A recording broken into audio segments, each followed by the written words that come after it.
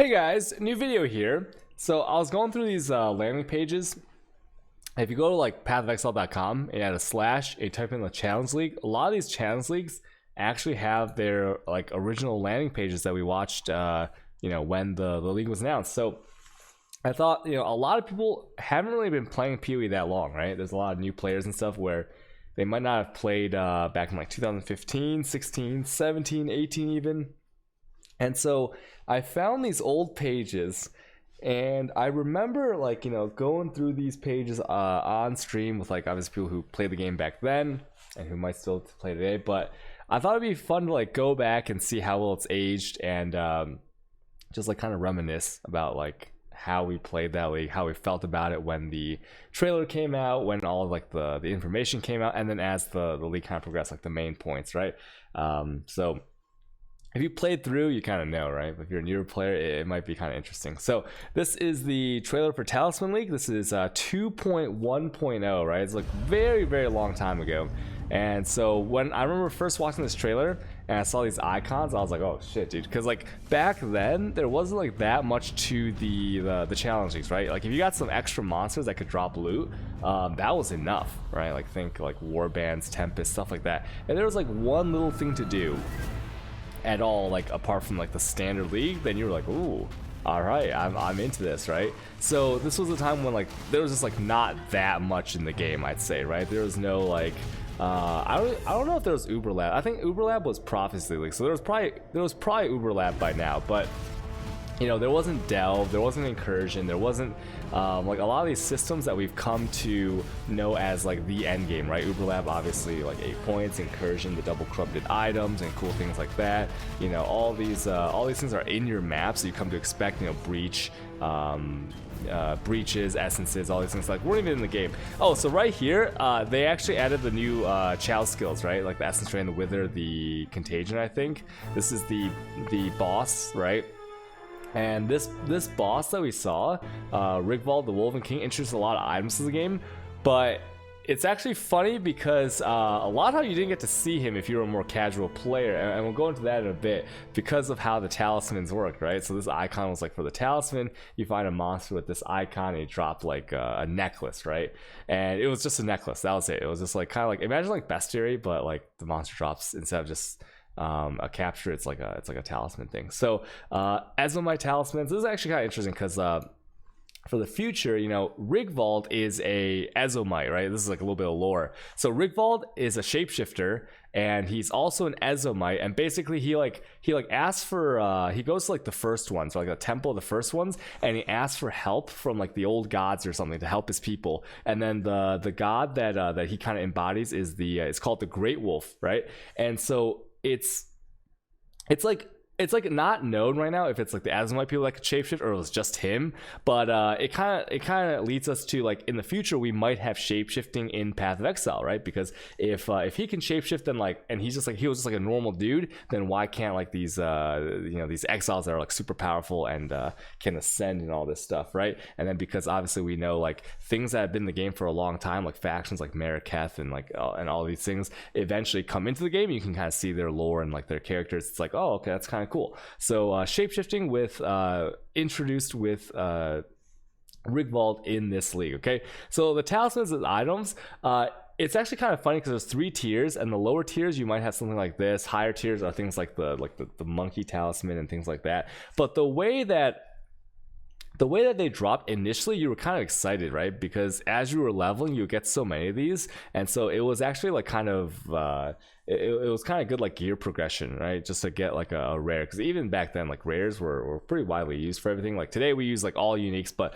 getting this many rares to choose from early on was pretty cool. And then there was also like in the future there's leveling opportunities with the Knight's Hold talisman. You put something in there and you have a very strong I think people put like totems in here, like flame totems and stuff like that. I forgot what it was.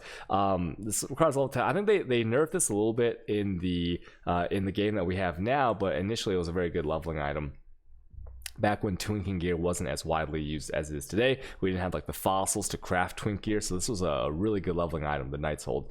And then so these stone circles will be found in the zones, and what you would do is you would take 5, you will put 5 of any of the tier 1 talismans into the stone circle. So a menu would pop up kind of like a map device, and then once you clicked on it, it would summon like either like some rare monsters or some groups of monsters, or or if you had like the highest tiers, you could go into the Rig Vault encounter. And the reason that this really sucked is because you would have to go get these talismans, right? So if you encountered a stone circle and you didn't have them in your inventory, right, which no one did, you would have to go and see if you had 5 tier 1s. Now over time, of course, you would have hella tier 1s, right? But you still had to go back to your inventory to get these. Or maybe if you're like mapping really hard, you could have 5 talismans in your inventory at any time, but that'd be super annoying, right?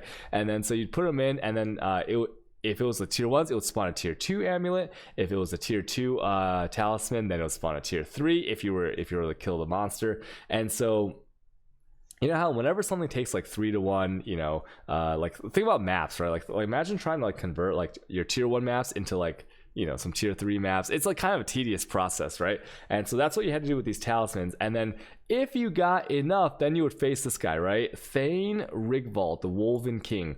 And this was also hilarious because the item level, I think the item level of the talisman actually manipulated what item level the Rigvault was. And so what I mean by that is if you wanted to get the Rigvault's weapons, right, because he has a ring, he has Rigvault's quills, the quiver, which is very popular these days, right? Well, maybe not after like a little bit of a nerf, but and then he has like the Rigvault's savagery, and I forgot what the name of the other one was, but there's another one-handed weapon. You had to have eye levels for it. So the ring, it didn't matter because the minimum eye level that would spawn with this zone, I think it was like 60, and you go and you automatically be eligible for the ring. But I believe that the quiver and the 2 one-handed weapons were higher eye levels, so you need like 70 to 75, maybe 80. I'm not sure, probably not 80, because that sounds a little bit ridiculous at that time that we didn't have War for the Atlas. But I think it was like 70 plus for the higher items, the more valuable ones. So without the knowledge, like you had to do math, right? Because you were like, wait a minute, if I have this talisman at this eye level and these talismans at this level, is it enough to get this item? And remember, it was really hard to get the tier 3 talismans. I mean, you could like trade for them, but that's kind of annoying too, because then you have to make sure the eye level was the right the minimum threshold. So it was super annoying to try to get a Rigvault spawn, even if you could buy them, because you had to make sure the eye level was proper for what item that you hope to drop. Okay, so the challenges and rewards, this was actually pretty cool, because the challenges was it was a darker set of the gore armor. So gore armor that you can buy in the store right now, I think it's like 30-40 bucks. They gave you like a dark mode version of that armor. So pretty darn cool, right? The Rigvault's armor set. And nobody cares about totems or anything like that, okay? Now, new skills and support. Now, this is kind of interesting because the bow skills, the physical damage skills, and the new chow skills are, well, besides the bow skills, it's actually these two, the physical and the chow skills, are kind of iconic to PoE nowadays, and we kind of take them for granted, right? But before this, let's take a look at the bow skills. We have Shrapnel Shot here. Now, Shrapnel Shot is a terrible skill, and I remember when they posted this, they really wanted, their reasoning for Shrapnel Shot was they wanted a leveling bow skill that would like bridge the gap between like this and like some of the other bow skills, okay? But it ended up, no one ended up using this, right? It's really bad. It has no AoE. You can't really LMP it, I don't think. So yeah, feels bad. Okay, so you can't like add any AoE to this really. The Blast Rain was actually used for a while, very big single target damage, but nowadays it's like never used, right? So it's kind of one of those skills that might be seeing a rework in 3.9 because just no one touches this skill. You can look at PoE Ninja for builds. Like Blast Rain it's kind of a meme, and it does have a really nice MTX. It's got a bony MTX, which looks kind of nice, and it should be doing more damage than Rain of Arrows, but Rain of Arrows is just like superior in every way. Siege Ballista kind of funny because we thought we'd be playing like Marauder 6 from the Demon Hunter from Diablo 3, but ended up it was also kind of a meme because you need Iron Commander, and then like the Siege Ballista has weird stuff where with like the seeking range and other weird supports with it. So it was it's not so much used, but you can use this today if you wanna do some Iron Commander memes there. Okay, new physical. So this is kind of huge. Bladefall. The reason it's not used so much these days is because like they used to use it for traps and for mines all the time. So Bladefall mines, it would auto target, and so when you blew up the mines, it would hit very, very hard. Nowadays they nerfed it so that it does not auto target, so it's a little bit worse. But the blade vortex. Okay, so if the blade vortex was insane because you could have up to 50 active spinning blades, right? And you have a more damage multiplier on top of all those. So right now we have 10 spinning blades, and before we had 50. So the 50 was removed because they cited performance reasons, right? 50 blades was like way too much, and then with certain supports you could actually have those 50 up most of the time. So it was just like crazy damage. It was really good for leveling and easy to use, right? Because it had AoE and everything. And then as we know today, Blade Force is still very strong, but it was kind of crazy back in the day.